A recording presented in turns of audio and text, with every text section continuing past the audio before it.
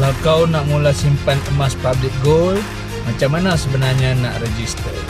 Okey, macam ni. Sebenarnya proses dia sangat simple. Pertama, kau buka akaun public gold. Akaun ni macam akaun simpanan je. Bezanya, kau simpan emas, bukan simpan cash.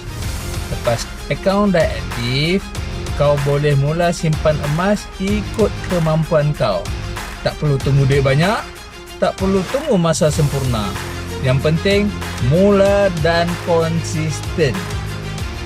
Public gold bagi sistem yang buat orang biasa pun boleh mula simpan emas. Kalau kau nak aku bantu register akaun public gold dengan aku, komen, daftar.